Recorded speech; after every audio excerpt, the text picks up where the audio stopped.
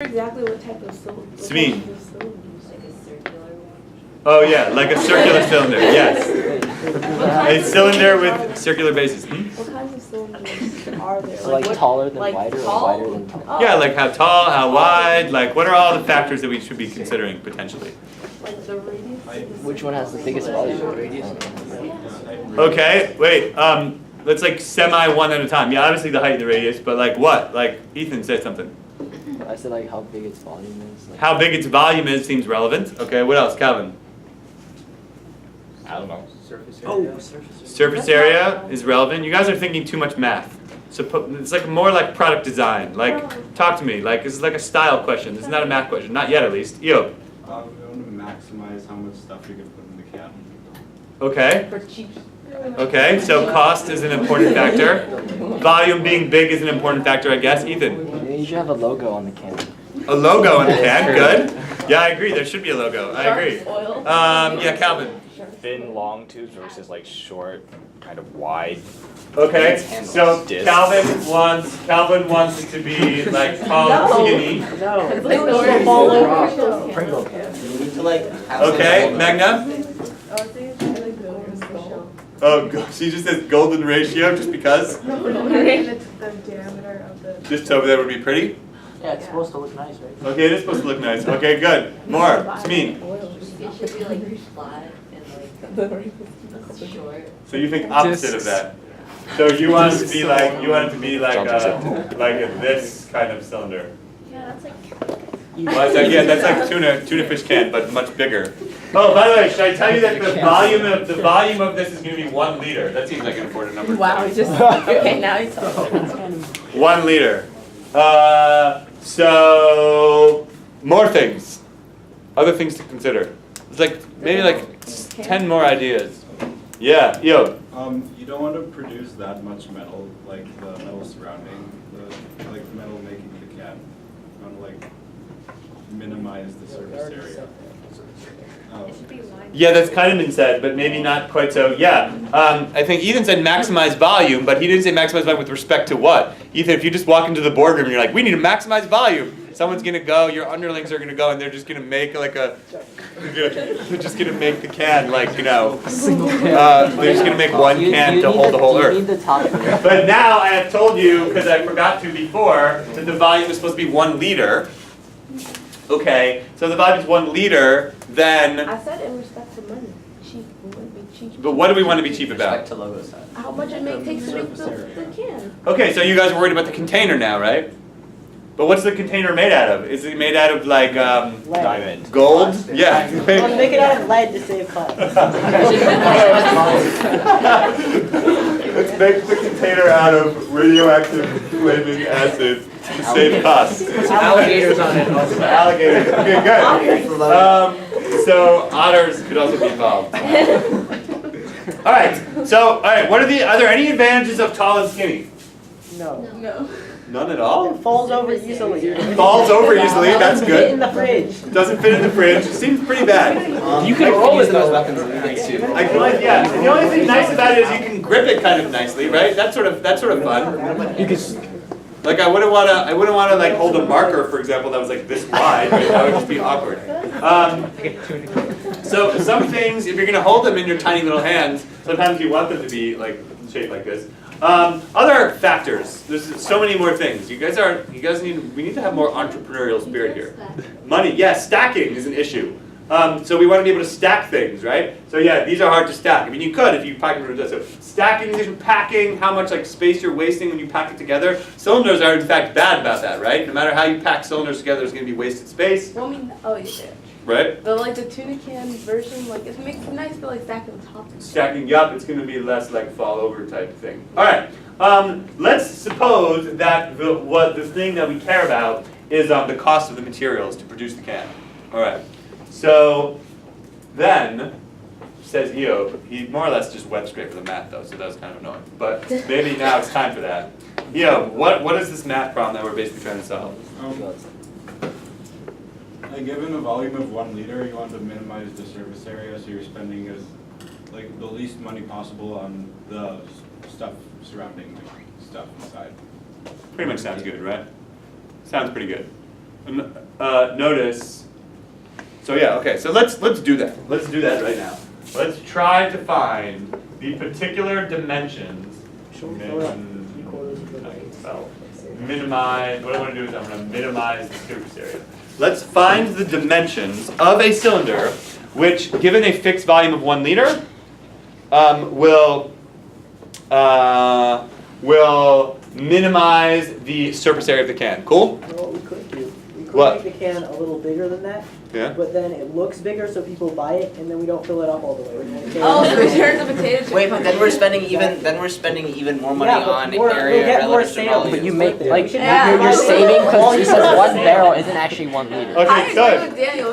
Then why don't we just sell empty cans for like $50? You're a good like Yeah, why don't we just sell like it? We do that all just the like time. evil Me and my genius hot nemesis. Cheetos Like, are like halfway up the back. whatever. You're just Filling up you're oil just cans with yeah. aluminum. You need to get like a mean looking cat that you can stroke slowly as you like sharpen your pocket knife or something. All right. Good. Good. We begin. Oh, by the way, there's one issue which just trying to minimize surface area kind of ignores another practical matter. I'd just like to put this on the table that we are ignoring it. Someone brought it up last period. Yeah. I mean, okay, how thick the metal is. Well, I think that's okay. As long as it's uniform thickness, then I think it ends up being the same thing, right? Because actually the surface area is going to be, I'm not saying this right, but whatever it is, I still want to minimize surface area. How would you make this shape? How would you make the container, like in a factory? Yeah. This sweatshop employs adults only. That's boring. Yeah, I know. Maybe if we're Nothing? not in the U.S., we can. How do you make the tops, for example? Making circles is like kind of hard, right? Because you have to make it out of like cut it out of like maybe like a square. So there might be some wasted. So what we're not gonna take into account is perhaps wasted materials that get thrown away like in the process. Just like melt it. You can maybe just like melt. Let's just assume we're gonna like melt it down. So all right. Shall we begin the math? Yeah. Tell me what to do. Write out the equations for volume and surface area. Right after this for volume and surface area. Yeah. So what is the volume of a cylinder? Pi r squared h, and I can think of that as a function of r and h. So the volume given r and h is, just like you guys said, pi r squared h. Okay? More things. Yeah, what is the surface area? Actually, I don't really want to. I just want to think. What is the surface area? Yeah. 2 pi r squared plus 2 pi r h. Yeah. Yep, it's the two circles on the bottom plus the lateral area, which is just the circumference times the height. Okay, cool. And what is it that I'm trying to minimize the surface area, right? All right, so what next? Eliminate a variable. How? Wait, everyone, fully engaged. Shivani, what do we do? How do I eliminate a variable?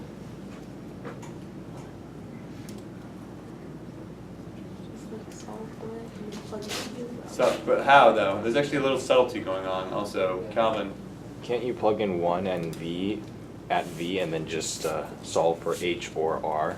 Yeah, kind of, right? In fact, I think it was one year where I did this, and only much later realized that I had made a critical error.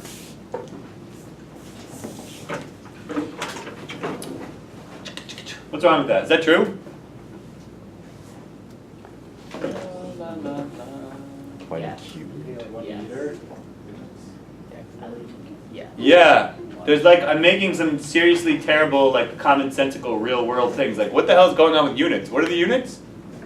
Liters. Liters? What the hell is that? Can you multiply a pi times an r squared times an h and get liters? No. Yeah. No, I don't think so. What are my units of, hold on, someone explain what's going on. Isn't it just like Yeah, a liter is Isn't like. r squared just Wait, like isn't this like. 100 a liter is centimeters? like a Centimeter like cube a or something? deciliter It's like or a something. cubic decimeter. Yeah, what is 1 liter? What's like the definition of 1 liter? I see. Like See centimeters. what's going on here? There's like a, should be like Cube. five. Cubic Yeah, save us from this terrible error we almost made. No, it's cubic deciliters. Just 1,000 centimeters cubed. Yes, if 1 liter is in fact just 1,000 milliliters, which at a milliliter is Cubic centimeters. 1 cubic centimeter. So 1 liter is really like 1,000 cubic centimeters. And so actually, even though I stated the problem initially in liters, I sort of have to do everything in cubic centimeters, right? Because my dimensions, what's up? Cubic deciliters. I could, but that would be weird. You can also just do So, everything in meters. so, the volume equation that I really want to solve is, you guys following this? Yes. So what I really want to solve is 1,000 equals pi r squared h. This is the statement that the volume measured in cubic centimeters is pi times r squared times h. Okay, and thus, now using that formula I can solve for one of the variables and plug it into the surface area, right? Which one should we solve for? Seems like h makes sense, right? Because there are fewer of those. So if we solve for h, we get 1,000 over pi r squared. And now I'm going to take this and sub it in here. Cool? Eric, cool? Can we also sub it in over on the other part too, with like a 1 over? Like a 1 over. That's what you're talking about. Like, so you have some more, so you have, cause it's like symmetric. Anybody know what he's talking about? I don't know. What I'm saying is you replace the 2 pi r with 2 pi r squared there with 1 over h. Who wants to solve for 2 pi r instead Yeah. of h? I want to solve for both, and so you can get a nicer equation. Okay, first let's do it. I think I know what you're talking about. So, but first I'm going to ignore you. We're just going to do it the lame way. We're going to go fast now, because it's just math. You guys are good at math, right? What is the surface area? The surface area is 2 pi r squared plus 2 pi r times h, which I know to be 1,000 over pi r squared. Okay, simplify that and differentiate. Go. This is s expressed as a function of r. Let's cancel, r cancels.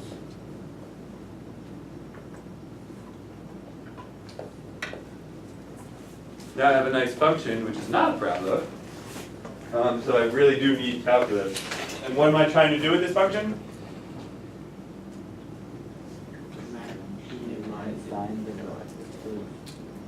Find the relative minimum. Yep, find the relative minimum.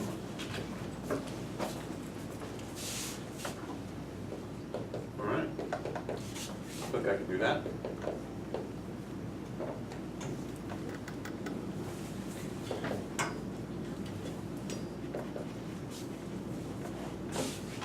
Wait, I lost an R. Now, if you're cool, you guys got what I got? Eric, if you're cool now, you can factor this, because it's 2,000 r to the negative 1, right? So the derivative would be negative 2,000 r to the negative 2. Cool. And now, what I'm going to do is factor this, like I have been doing. I'm going to take out a 4, and I'm also going to take out, Stephen? R to the negative 2. R to the negative 2. If I do that, what am I left with? Pi r cubed minus just like 500, right? Looking pretty good. I could even take out a pi. It's kind of a weird thing to do, but I'm going to do it anyway. So if I take out a pi, then I'm left with just r cubed minus 500 over pi. So now my derivative is looking pretty good. It's just, well yeah, it's just that. It's just 4 pi over r squared times r cubed minus 500 over pi. Can you make a sign chart for that? Oh yes we can. When will that expression change sign?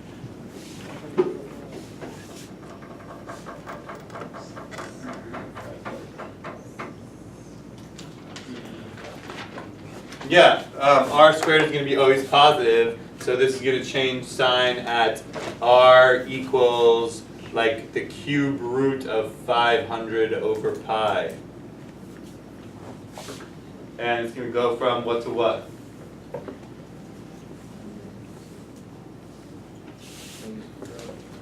Yeah, negative to positive, right? Yeah, because if r is like a million, then it'll be positive.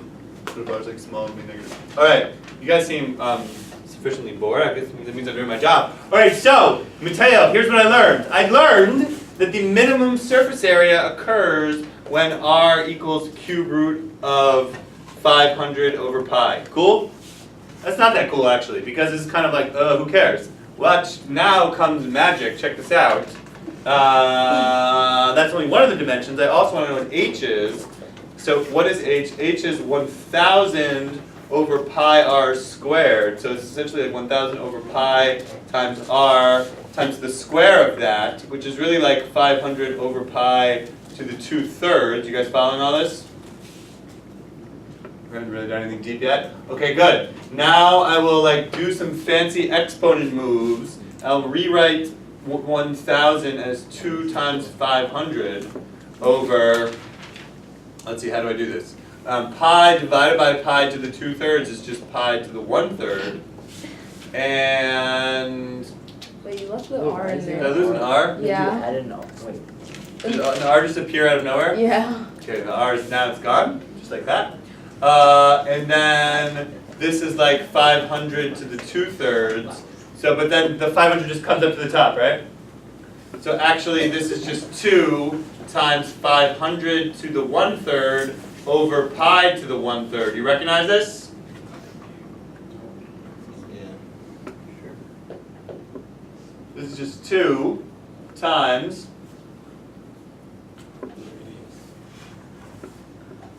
r.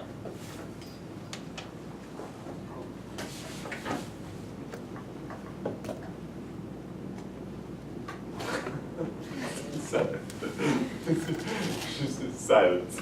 Yeah. So the actual amazing thing that I just learned, which is making me so happy, is that it is when the height is precisely twice the radius that we minimize the surface area for a given volume, and or maximize the volume for a given surface area. It's like ends up being the same thing. And I think it's possible that we could have figured this out using the crap that Robbie was mumbling. I feel like there's some weird cool ideas. I don't totally remember it, but I think you do something like, I honestly don't remember. I think you sort of just differentiate, oh yeah, I remember now. Maybe. I think you take this derivative right here and you do something to it. Oh yeah, watch. So the derivative, we agreed that the derivative is 4 pi r minus 2,000 over r squared, right? Say it right. Right. Okay, so let's multiply by pi over pi. And then it turns out that this derivative is really just 4 pi r minus 2 pi h. Yeah. Is that kind of what you were talking What I was about? saying was that we reciprocate that and then we plug it in so we get the surface area equals 2,000 over h plus 2,000 over r, and then. Okay, well anyway, I'm not totally listening to you now, but yeah, it's a similar kind of thing. You were doing it at a different step. Yeah, but does everyone see how I got that? I just used the thing. So then, if I factor out a 2 pi, then I get 2r minus h. So that's just a more direct proof that the second derivative, or the derivative is 0 when h is 2r. So that's kind of cool. Okay, this is actually like an incredibly fascinating subject, which I'm sure you've spent endless hours of your life thinking about and never knew how to solve until now, which is minimizing and maximizing certain shapes given certain constraints. So, for example, suppose I have a certain amount of materials. This is a question for you, Stephen. Suppose I have a certain amount of material. I have a certain amount of perimeter, and I need to build I'm going to make some fencing, and I'm going to make a shape, right? And I want to get the most area I possibly can for a given perimeter, okay? Now, we already discussed circle's the best, right? But semicircle's not bad, right? Which is better, semicircle or square?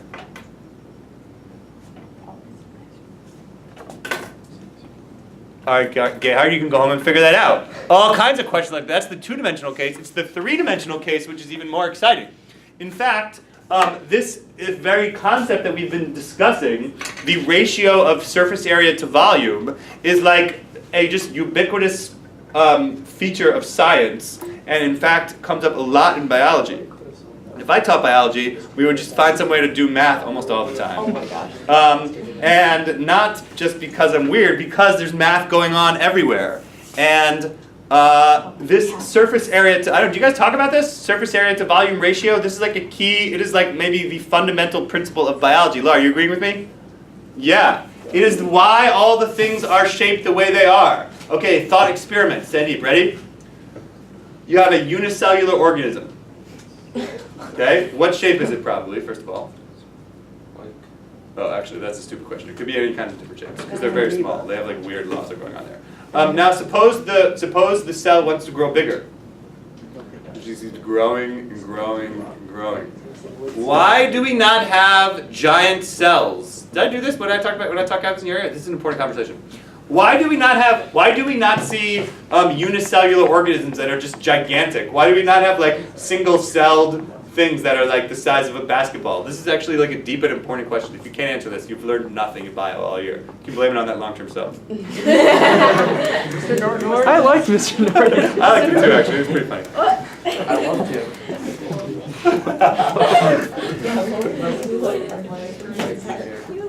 Everyone think. This is like it's like a real question that you should be able to answer. It's kind of common sense, but it's not exactly common sense. Why can I not just have one giant cell? Why do cells split up into little tiny cells? Laura. Because cells, they need access most of the time when we're talking aerobes, they're going to need access to oxygen and other nutrients. And in a single cellular organism, it'll diffuse, maybe that'll be like diffusing across the membrane. And as your volume gets larger, your membrane also gets larger, but not like proportionally so. Like your volume gets larger, so it's harder for all those nutrients and oxygen to reach the center of the cell, which is why multicellular organisms are a thing. That was a brilliant answer. That's us every day in bio. When Mr. Norton is here. Yeah, brilliant answer. Yeah, that's exactly right. That's exactly right. That's because life is constantly interacting with the outside world. The cell is not just by himself alone in the dark playing on the internet or whatever, right? The cell is constantly interacting with the outside world. It is getting energy from the rest of the world. It's taking in energy. It's taking in various chemicals. It's excreting things. And just like Laura said, it can only do that via the membrane. And so the membrane is the part of the cell which can interact with the outside world. As you imagine the sphere growing bigger and bigger, as we know, the volume of the cell is proportional to the cube of the radius, but the surface area of the cell is proportional just to the square of the radius. And so as the sphere gets bigger and bigger, the ratio of surface area to volume goes down. Did I say that right? Yeah, it goes down. And suddenly the cell is just too big to possibly have enough energy from the outside world because there's not enough surface area to go around. Follow? Yes. That's why you do not see life shaped in big giant spheres. You see life shaped in lots of like disgusting, long, squiggly, curvy stuff. It's why every single thing in your body is shaped the way it's shaped. It's because we are still like living in the ocean. We've just like packed the ocean into our bodies with us in the water, inside all of our cells. And it's really true.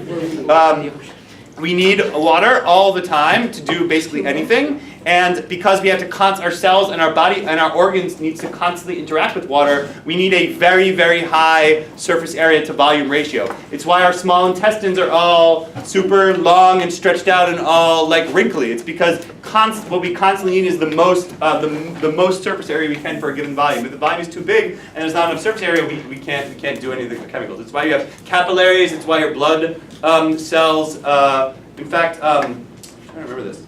My brother's a doctor. We had some fascinating conversations, math conversations. I think it's something like 7 powers of 10 or something from each artery down to the level of the capillary. Like how much? It's like a fractal, but it's like a. Where's Gabe? We're talking about fractals. It's like 7 levels of fractal. All right, I'm just pretty much completely rambling now. This subject of surface area to volume ratio, once you're clued into its importance, you suddenly start to see it like everywhere. It's why all the things are the way they are. How you guys feeling about this? Good. I was gonna do something else today. We Maybe I'll have just like, stop. to go outside. yeah, can we go outside? You really want to go outside? Yeah. We have like 5 minutes to go. Yeah, come on. Okay, good. Turn off the camera. There's gonna be